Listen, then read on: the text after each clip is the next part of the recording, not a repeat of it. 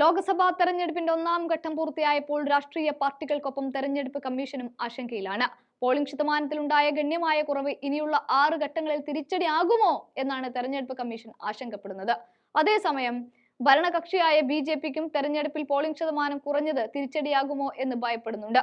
ഭൂരിപക്ഷം നിലവിലുള്ള പാർട്ടികൾക്ക് പോളിംഗ് ശതമാനം കുറയുന്നത് പ്രതികൂലമായി ബാധിക്കുമെന്നത് കാലാകാലങ്ങളായി ആവർത്തിക്കപ്പെടുന്ന കാര്യമായതുകൊണ്ടാണ് BJP ഇങ്ങനെ ഭയപ്പെടുന്നത്. ആദ്യഘട്ട വോട്ടെടുപ്പിൽ പോളിംഗ് ശതമാനം 2019 അപേക്ഷിച്ച് 4% കുറവാണ് രേഖപ്പെടുത്തിയിട്ടുള്ളത്.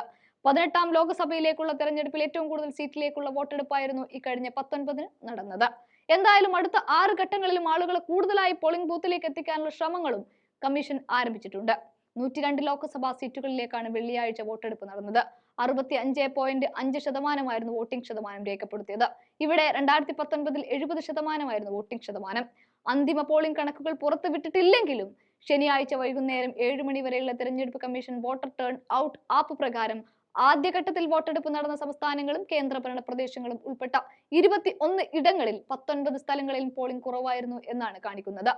102-ൽ 10 സീറ്റുകൾ ഒഴികെ മിക്കവാറും എല്ലായിടത്തും പോളിംഗ് ശതമാനം കുറഞ്ഞിട്ടുണ്ട്. ഏകദേശം 48 ലക്ഷം വോട്ടർമാരാണ് വോട്ട് ചെയ്യാൻ എത്താതിരുന്നത്. വോട്ടെടുപ്പ് പൂർത്തിയായ തമിഴ്നാട്ടിൽ 3% കുറവാണ് പോളിംഗിൽ ഉണ്ടായത്. 72.44% 5 വർഷങ്ങൾക്കിപ്പുറം. അത് 69.46 ആയി കുറഞ്ഞിട്ടുണ്ട്. ഉത്തരാഖണ്ഡിലും സമാനമാണ് അവസ്ഥ. 6%-ന്റേതാണ് ഉത്തരാഖണ്ഡിൽ ഉണ്ടായിരിക്കുന്ന കുറവ്. അതേസമയം ആദ്യഘട്ടത്തിൽ ഉൾപ്പെട്ട ഛത്തീസ്ഗഡിലെ ബസ്തറിൽ 1%-ന്റെയും മേഖലയിലെ 2 സീറ്റിൽ 2%-ന്റെയും വർധനവ് രേഖപ്പെടുത്തിയിട്ടുണ്ട്. കഴിഞ്ഞ 2 പൊതു തെരഞ്ഞെടുപ്പുകളുടെയും പാറ്റേൺ പരിശോധിക്കുകയാണെങ്കിൽ ആദ്യഘട്ട വോട്ടെടുപ്പിലാണ് സാധാരണയായി ഏറ്റവും കൂടുതൽ പോളിംഗ് രേഖപ്പെടുത്തിയിട്ടുള്ളത്. പൗരന്മാരെ പോളിംഗ് ബൂത്തിലേക്ക് എത്തിക്കാൻ 10-ലധികം സെലിബ്രിറ്റി അംബാസിഡർമാരുമായും ഇന്ത്യൻ ക്രിക്കറ്റ് അസോസിയേഷനായ BCCIയുമായൊക്കെ സഹകരിച്ച് തെരഞ്ഞെടുപ്പ് കമ്മീഷൻ പ്രവർത്തിച്ചിട്ടുണ്ട്. നിലവിലേത് ഒരു ഭയാനകമായ കുറവല്ലെങ്കിലും ഇടിവ് സംഭവിച്ചതായി കമ്മീഷൻ വിലയിരുത്തുന്നുണ്ട്.